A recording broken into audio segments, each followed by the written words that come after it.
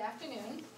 I'm Dr. Donna Morosco, and I'm Dean of the College of Arts and Sciences. And every other Wednesday, throughout each of our quarters, we have a Dean's Seminar. And the purpose of the seminar is to have new faculty who have joined our college to give a talk so that other people can know exactly what the new faculty are doing, hopefully to engender some collaborations. Now, what they're tasked to do is to make sure that people, regardless of discipline, have an understanding of what they're doing. So in some fields that's easier than others. I have to admit that the physicists and the mathematicians have a little bit more of a hard time doing this, but they've been doing it really well. But that's what we want. We want the people in the college and in the university to know what our new faculty are doing. And every so often we kind of drop in a senior faculty member and saying, gee, this person's been here for a long time, this is what they're doing. Today it's my pleasure of introducing Dr. Lallen Johnson. Dr. Johnson joined us in September as an assistant professor in criminal justice. He got his Ph.D. in criminal justice at Temple, and then spent time as an assistant professor at the University of Central Florida. What he's interested in, if I understand correctly, and I want to get this correct. I don't always understand it either, it's okay. Is really the intersection of what you might say as urban, in terms of urban planning, in terms of criminal justice, and in terms of other factors in the environment that affect the interaction between crime, sociology, the urban environment, and what's going on. That, okay? You got it. Okay. And particularly how a number of the activities affect what you would consider a crime of a population. And is it really of a population, or is there something else out there that's influencing it? So today he'll be talking to us about crimes involving drugs, and how people who come into neighborhoods that doesn't represent who they are racially actually have a different approach to this crime than if you're buying it in a neighborhood that you ethnically and racially kind of relate to. So, Dr. Lallen Johnson, please, we'll be here at our seminar. Thank you very much. I feel like after such a lofty introduction that someone important should walk up here, but alas, I guess you're stuck with me. So you probably read the title and wondered, well, what is this stuff all about? So I want to give you a little bit of background about myself, and that should give you a better idea as to what my particular talk will be about.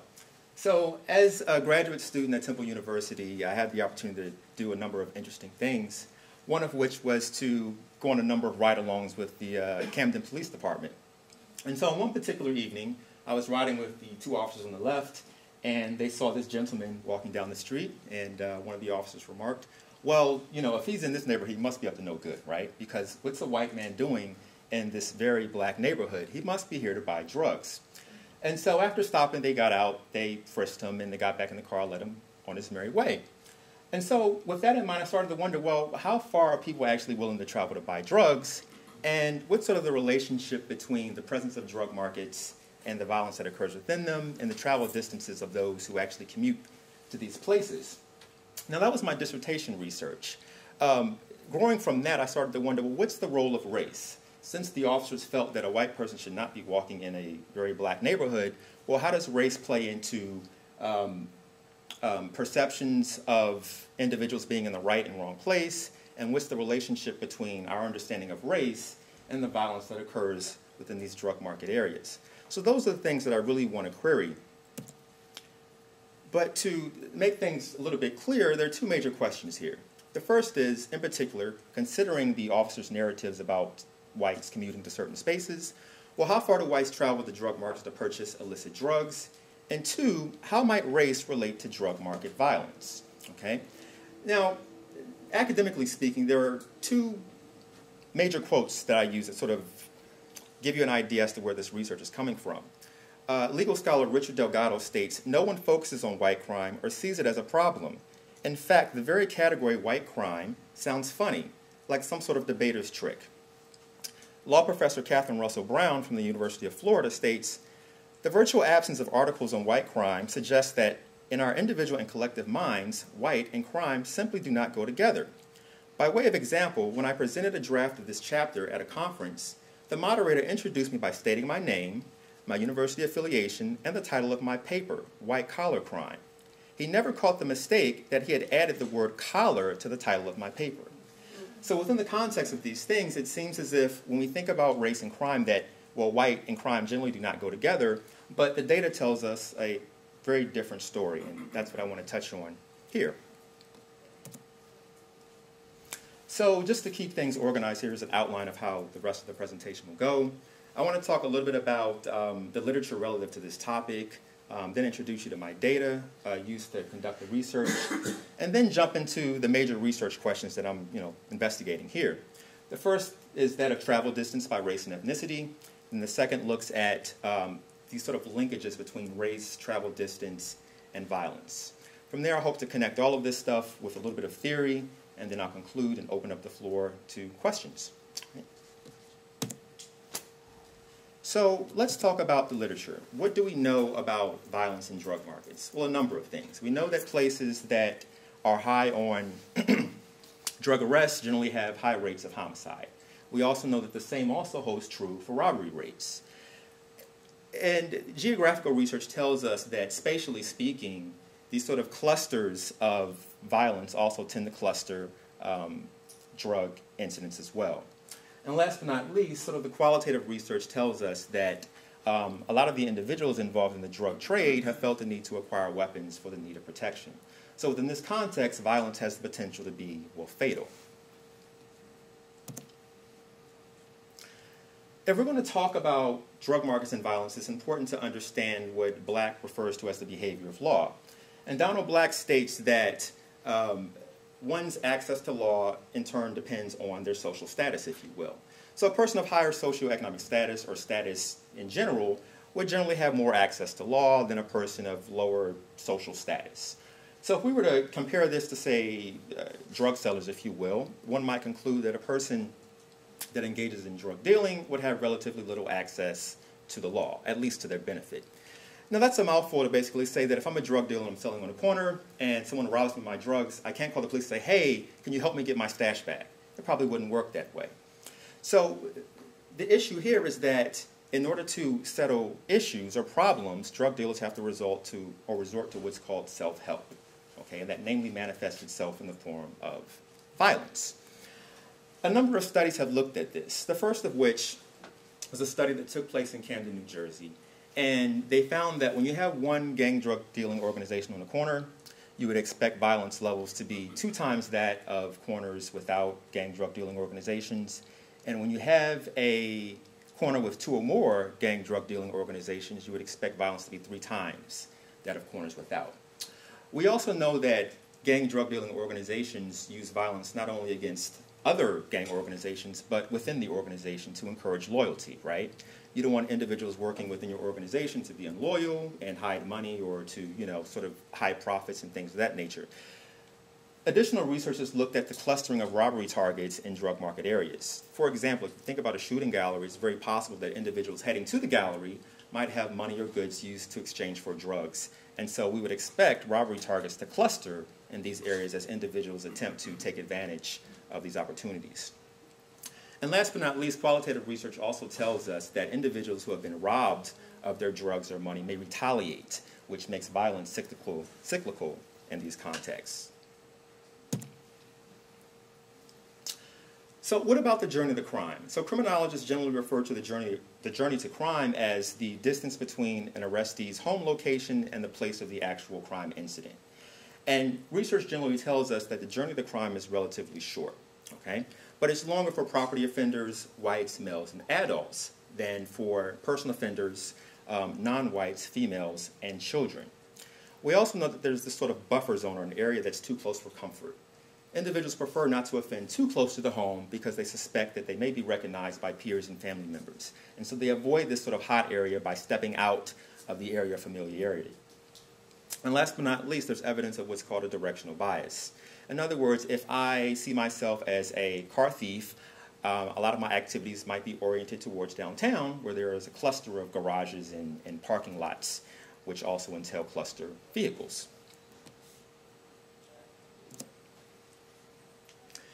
turning to journeys to drug crime in particular, there's not that much research out there, but I actually had an opportunity to engage in a little bit of the research in this area. So in the first study, myself and colleagues actually looked at how far people were willing to travel to buy drugs in the city of Camden, New Jersey. And we found a number of interesting things. But focusing on this issue of race, we found that whites, as compared to blacks, would travel distances 77% longer to buy marijuana, 91% longer to buy cocaine, and about 2 times that, or 200% longer, to buy heroin. And so you start to wonder, well, why is it that whites are willing to travel so much longer to buy heroin? And what is it about the social landscape that creates these outcomes?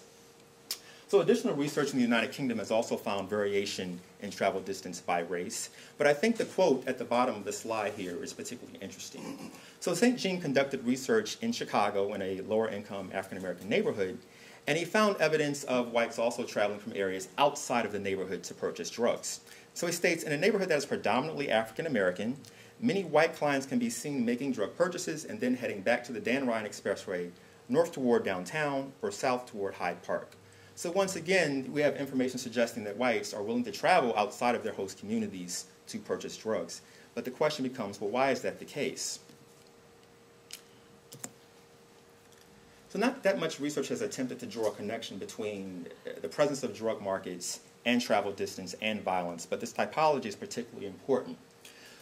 Reuter and McCune argue that the violence that occurs within drug markets is relative to how far people are willing to travel to get to them. Because for whatever reason, distance is sort of a proxy measure for social ties. You're more likely to know people that you have lived around for some time. And so, in the context of local drug markets, where both the buyers and the sellers are from the same sort of drug market community, we would expect both individuals to know one another relatively well. They probably have social ties that have lasted for some time. And as a result, they probably have ways of exchange that lessen the possibility for violence to take place. In other words, it's less likely here that violence will occur because these individuals are familiar with one another. In the case of export markets, where the dealers are actually from the host neighborhood, but the buyers are from elsewhere, we'd expect violence to also be relatively low because the dealers have a financial interest in keeping violence low, right? You don't want to scare, your suburban buyers, and so as a result, you want to keep the buyers feeling comfortable with coming to the area. In the case of public markets, however, neither the buyers or the sellers are actually from the neighborhood. And so because of this, there probably aren't any norms for establishing ways that exchanges should take place. Neither the buyer nor the seller knows what to expect, and dealers, as a result, have to sort of locate these markets in major areas, right? These are areas that we all know as drug market areas. Anyone who goes there generally goes there to buy drugs if they are a person that uses substances. But violence in this context is expected to be relatively high because neither the buyer or the seller are familiar with one another.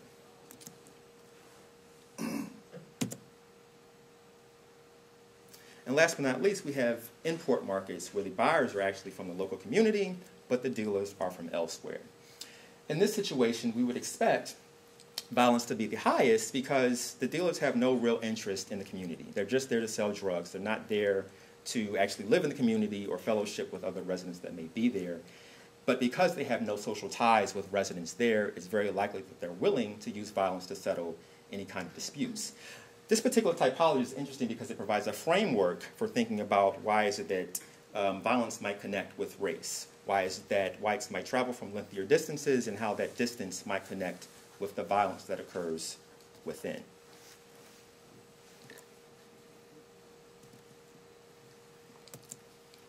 So I want to talk a little bit about the data I used for the current study.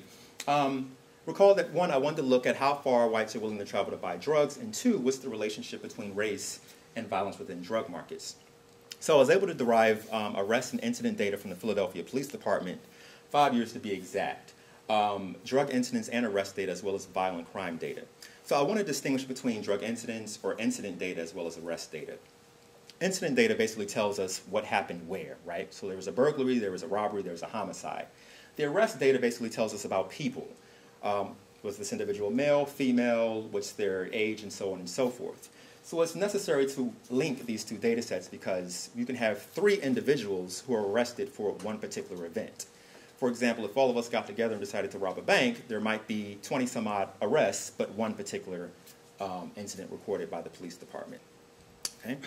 So I use these data to identify drug markets across the Philadelphia area. So just to give you a kind of descriptive picture of the drug selling incidents, disproportionately, they were for crack cocaine, followed by marijuana, and then followed by heroin.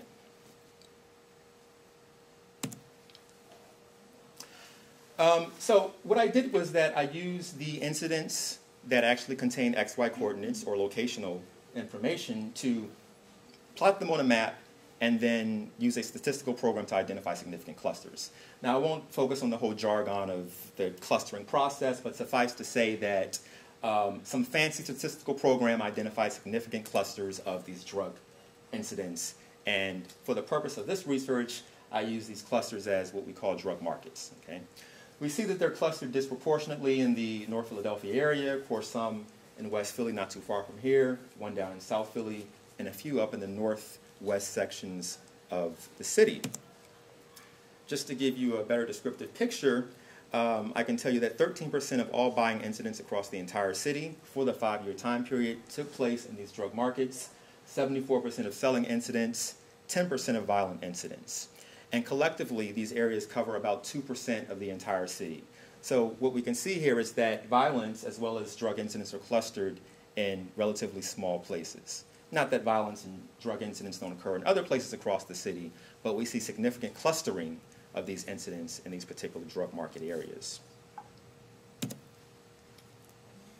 I also want to give you a kind of a descriptive picture of the communities of the drug markets, if you will, so the residential areas that are associated with these drug markets.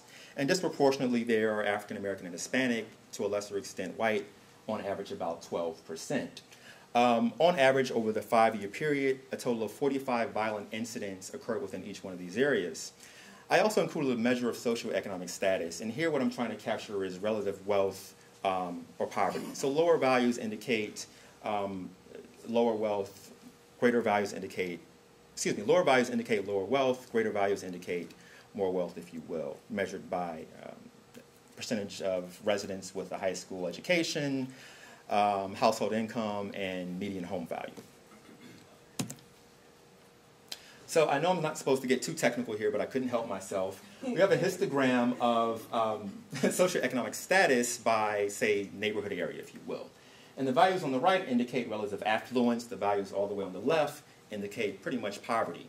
So the average drug market has a socioeconomic status value of negative 0.78, which is, well, pretty much on the left-hand side of the graph. So this tells us that these areas are relatively poor. In addition to being disproportionately black and Hispanic, they also are relatively poor compared to the average, which is indicated by the box in the lower portion of the screen. Okay. So now I want to focus on the results of the study, if you will.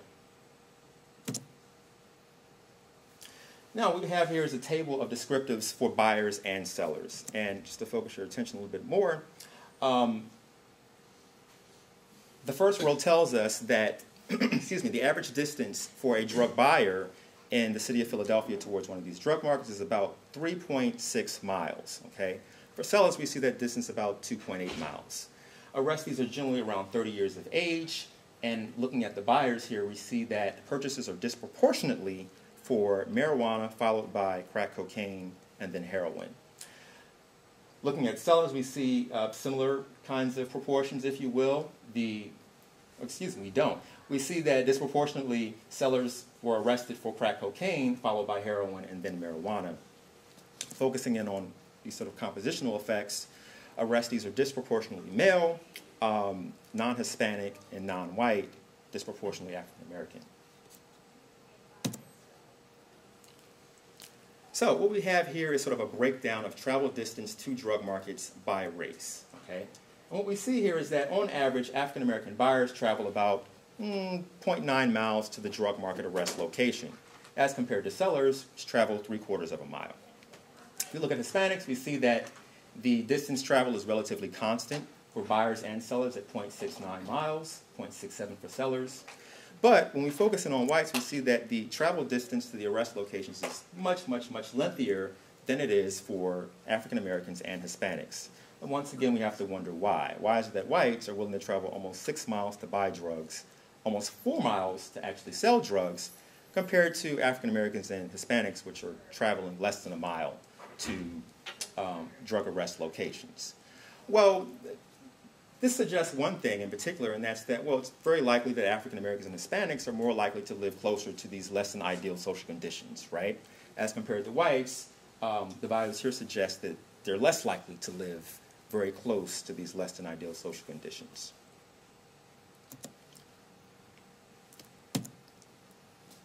So let's talk about the relationship between race, travel distance, and drug market violence. So I wanted to make things simple. So what I was trying to do here was to predict the odds that a person characterized by any of these predictors on the left-hand side would venture to the most violent drug markets, if you will. And the most violent drug markets are those above the 75th percentile, are those that experience at least 59 violent incidents within a year. And what we see here is that, focusing in on whites in particular, that whites, as compared to African Americans, are twice as likely to travel to the most violent drug markets to purchase drugs. Okay? Hispanics, as compared to blacks, are 61% more likely. Heroin buyers, this is interesting, are almost 3 times as likely to travel to those most violent drug markets. Okay? Looking at crack cocaine, we also see an effect, as well as powder cocaine. 50% more likely for crack, 60% more likely for powder cocaine. So not only do we have racial effects, we also have effects by drug type. Here we have the same table, but just for sellers. And once again, we see that whites are twice as likely to travel to the most violent drug markets to sell drugs. Hispanics are 71% more likely to travel to these violent places.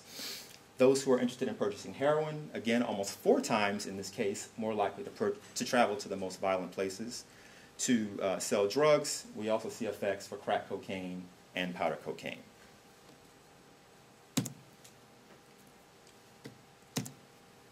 So how can we pull all this stuff together, right?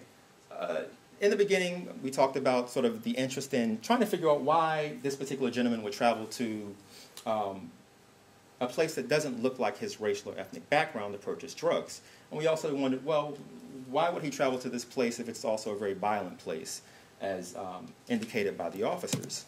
So there are a number of things that might suggest why this is the case. The first is this idea of differential access to space by race, if you will.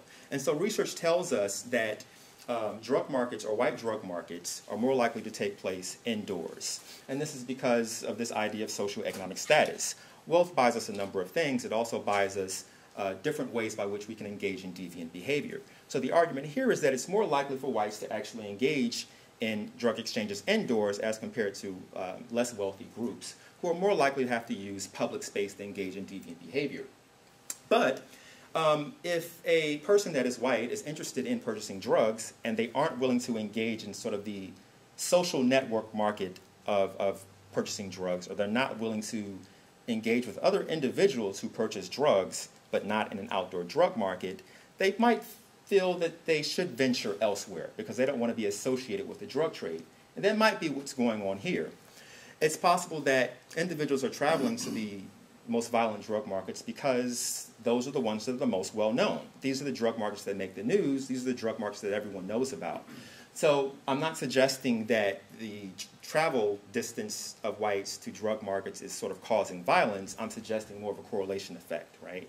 So these individuals travel to these places because these are places that are well-known by everyone, those who are involved in drugs and those who are not. I think it's also important to consider the phenomenon of racial segregation. And research has identified Philadelphia as a city that scores relatively high on the extent of racial segregation. The dissimilarity index tells us that that the average black person lives in a neighborhood that's at least 73% black. So what this tells us is that in general, we don't live together. People of different racial and ethnic backgrounds do not live together. We also see that segregation has a number of other damaging effects, right? So in terms of poverty, 78% of black and Hispanic neighborhoods as compared to 7% of white neighborhoods excuse me, are in a state of high levels of poverty, if you will, right? And we also find that neighborhoods in the most segregated cities also have the highest rates of violent crime. So I think this particular graphic is relatively interesting. It's a dot map of race, and of course on the left-hand side here you have the different racial groups according to associated colors. But what this map tells us is that, once again, people do not live together. And if drug markets are more likely to be clustered in Hispanic and black neighborhoods, and whites generally do not live with blacks and vice versa, we would expect whites to be much more likely to travel to these places. Okay? So there appears to be an issue here with segregation because, one, we don't live together, but these less than ideal social conditions are clustered in communities of color. It's also important to note this issue of racial incongruity, right? Because, yes, whites are traveling to these non-white areas that are high on violent crime and drug crime, but they might suffer some consequences as well. Legal scholar Bernard Caper states, "Who is scrutinized, who is stopped, who is questioned, and who is frisked is too often based on racial incongruity. The presence of a minority in a predominantly non-minority neighborhood, or the presence of a non-minority in a predominantly minority neighborhood." Scholars Jeffrey Fragan and Garth Davies also state, "To police officers, race serves as a marker of where people belong, and racial incongruity as a marker of suspicion." So suffice to say that venturing to an area of which generally does not reflect your personal racial ethnic background might pose some consequences for you. It might increase your likelihood of arrest, and the research generally confirms that. So the study by Mean and Ponder found that blacks that have traveled into white areas are much more likely to be stopped, and as the community gets whiter, if you will, the odds of that person being stopped increases substantially. Additional research indicates that black adolescents are much more likely to report being discriminated against in white communities than in their own. And additional research that looked at the NYPD Stop and Frisk program found that when whites would travel to parts of the Bronx, that police officers would stop them because they suspected them to be there for buying drugs. Okay? Additionally, in instances in St. Louis where a white person would travel to a black area and they were stopped by a white police officer, that officer would be much more likely to actually search their vehicles because they assumed, once again, that these white individuals were there to purchase illicit substances. So once again, although whites are traveling to these areas, the odds of them being stopped, questioned, and arrested increase substantially because of this racial incongruity effect. So what are the implications of this? Well, one, I want to make clear that I'm not proposing a causation effect, but a correlation. I'm suspecting that whites are commuting to these areas to purchase drugs, and that these areas are violent because in some kind of way that suggests to the current dealers that this is an area that's profitable. Because why else would white people travel from neighborhoods outside of their own to purchase drugs? Okay? So it's possible that the commuting patterns of whites to these areas might contribute in an indirect way to systemic drug market violence, which is illustrated by this particular graphic. So what seems to be the case is that you have whites that are outside of these sort of drug exchange social networks that commute to the most popular drug markets to purchase drugs, but we also know that these are relatively violent areas. But competing dealers might see that these residents, or excuse me, that these potential buyers are there and say, oh, this must be a valuable place. This might be a really, really good drug market. And so the competing dealer might choose to compete with the current dealers for this particular share of the market, if you will. Of course, violence takes place. This particular drug market or drug markets like this become well advertised through the media because violence takes place. And of course, the process just repeats itself over and over and over. All right?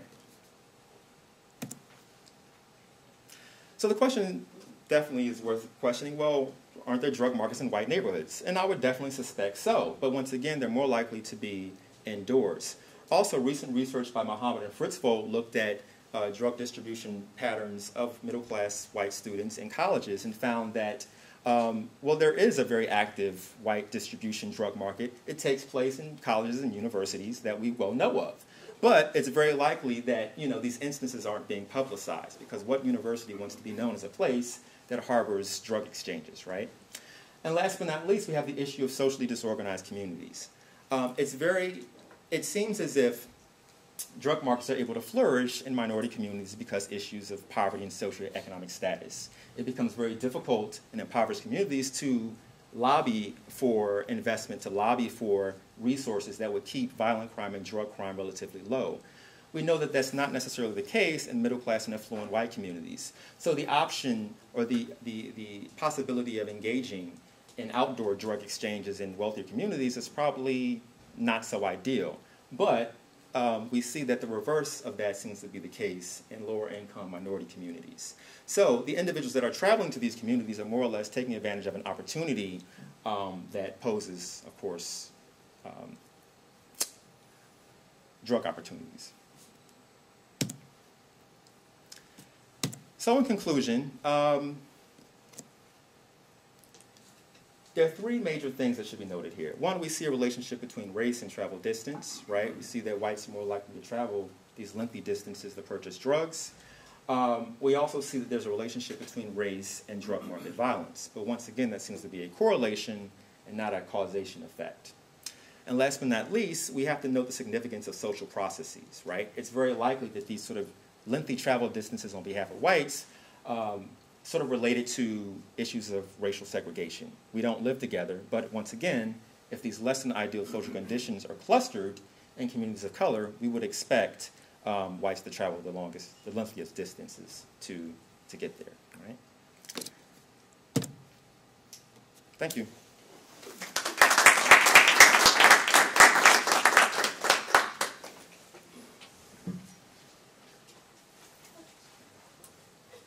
Yes. Did your research take into consideration use of vehicles to these drug selling neighborhoods? Yes and no. Yes, in the sense that I have no way of knowing by looking at the data whether an individual actually used the vehicle, but in computing the travel distance from each person's home to the arrest location, I used the street network distance. Mm-hmm. So I accounted for the effect of vehicles in that I used the street network to compute distance, but I can't really say whether they actually use the vehicle.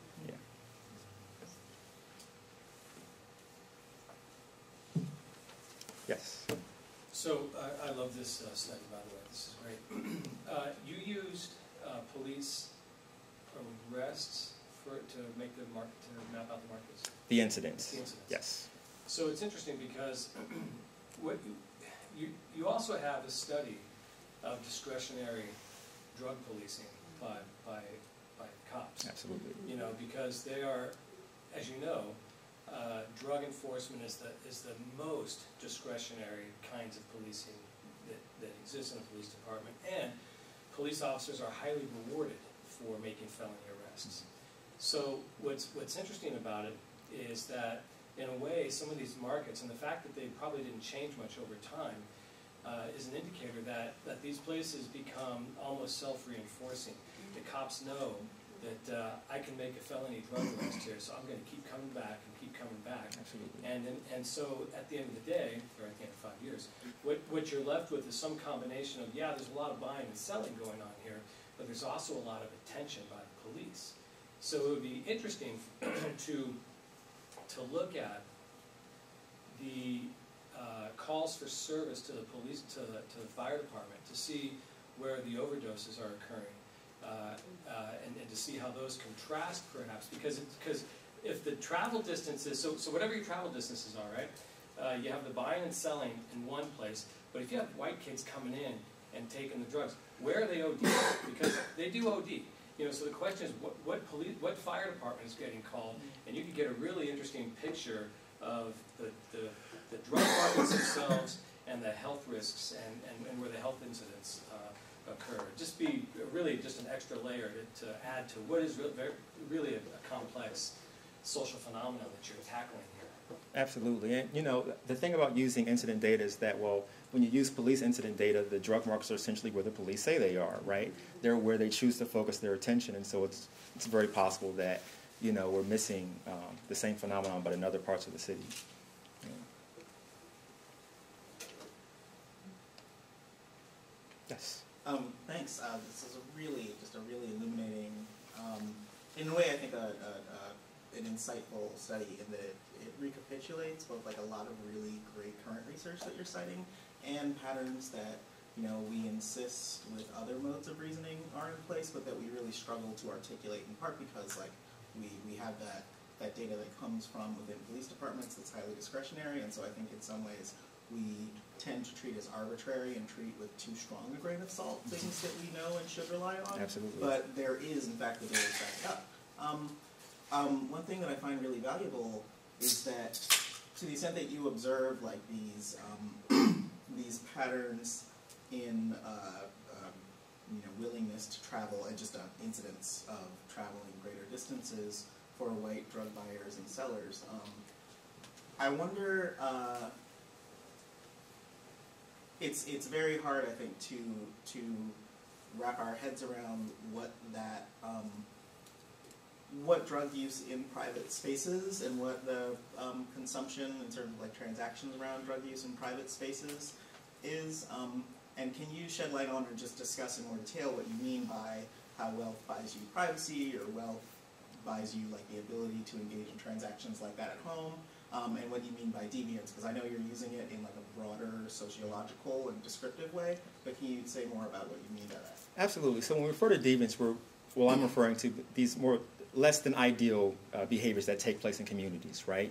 So there are a lot of theories in criminology that looks at crime, but we also think about the extent to which there are behaviors in the community that are going on that the residents may or may not agree with, right? So we have crime, we have robberies, we have vehicle thefts, we have things of that nature. But what are these other things that might make people feel uncomfortable, that might motivate the fear of crime? In other words, what's the effect of rowdy teenagers being out all night making noise? Not a crime, but it definitely makes people feel uncomfortable, right?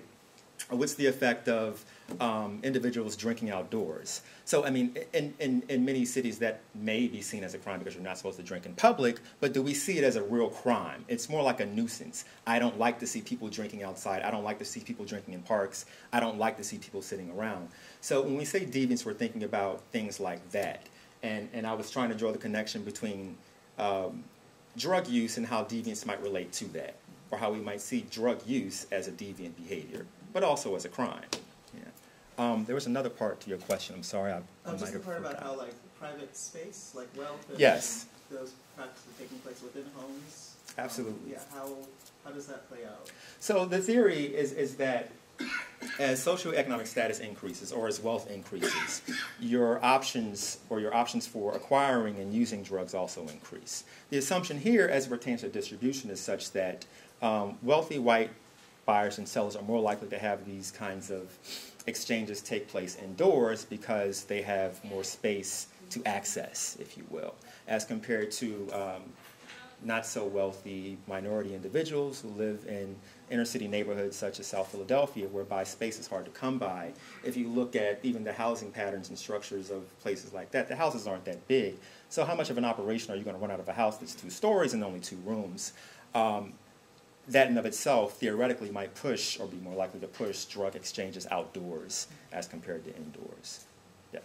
And the fact that in the inner cities there are more patrols and more ways of actually identifying these markets. When you look at Philadelphia and safe streets and the markets they identify and then they move them to other areas, but it's still just the fact that you can't afford to move very far, you're able to move down the street. Absolutely. Absolutely. Something I didn't think about as well. Yeah. Yes. Have you been contacted by any entrepreneurs in Colorado looking to figure out where the best place, pot stores, right? Did I see the police officer smoking a cigar? Yeah. Really? Interesting. So I remember a number of years back, my wife being 8 months pregnant, and our 3-year-old daughter was in the car with us, and we just left the aquarium in Camden, and we got lost. We were going to Collingswood to a restaurant to have lunch, and we get pulled over by 2 white police officers asking us what we were doing in this area in Camden. Racial incongruity. You didn't belong. No, you looked like the residents. That was it. It was obvious, they were. Once he looked in the car, he said, "Oh, you must be lost," right? Instead of questioning me about buying drugs. It's an interesting phenomenon because it tells us that race is indicative of geography, right? To what extent do you look like you belong here? And, clearly police officers use that information as well in determining who to stop, who to arrest, and so on and so forth. Yes? In the neighborhood maps that you had, there are some of the neighborhoods that have been impoverished, that are becoming gentrified, which is not necessarily good with replacing the population. But has there been any studies of change over time if the sale of drugs continues in those neighborhoods for X period of time? Or what happens since they're contiguous to communities where you've been having the on-the-street drug sales? So what happens in those transitional neighborhoods? Does it maintain the pattern of outside drug sales with the kind of the same clientele, or is it changing now? That's a really good question, and I was talking to Rob about this a couple of weeks ago. You know, is it possible that, of course, as a place gentrifies and it becomes more desirable, well, how does that affect policing patterns, right? Yeah. Are the police more likely to swoop in and, quote-unquote, clean up the neighborhood because there's an interest in this particular area? There's an article in Theoretical Criminology that looked at this from an ethnographic standpoint, and that particular author, Mona Lynch, found that in a neighborhood in San Francisco that's slowly gentrifying, the police have become more aggressive in policing these behaviors. And so, and they probably weren't looking at the travel distance that you had. So if you take those neighborhoods, is it immediately apparent to the buyers that they should leave those neighborhoods quickly? Or so how long does it take for those travel patterns that you're talking about to change as the neighborhood gentrifies? Because if I understand it correctly, these neighborhoods identified as places where you can get drugs, so you go to them. So how does that information, how long does it take that information to change the population to say, don't go to that neighborhood anymore, go to that neighborhood? Yeah, it's definitely a good question. In a related sense, the research I published prior related to travel distance found that the effect of an arrest can definitely increase your travel distance, right? It's like, oh, I've got arrested there once. I'm not going to go back there. I'll go somewhere else. So having contact with the criminal justice system can definitely alter your travel patterns. Yeah. Well, I can add, so real quick, what happens during these, when these neighborhoods begin to gentrify, the violence rate tends to go up. And a lot of that has to do with placing new targets into a neighborhood where they otherwise hadn't been before. All right, so the violence tends to go up.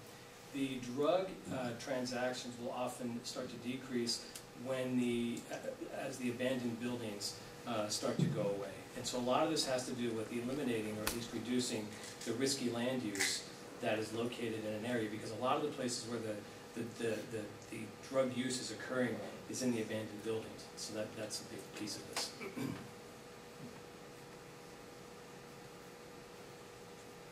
Well, I want to thank Dr. Johnson for presenting us with some very, as Dr. Harrington said, things that we assume sometimes, and now we know there's proof of these things, and having the information to say, wow, this occurs, and there's data, and it was a really beautiful study. And what we do for our Dean seminars, we try to welcome our new faculty and say, we really like that you're here. And so we take the poster that's around advertising and give you a framed copy of it so that you can remember your first Dean seminar.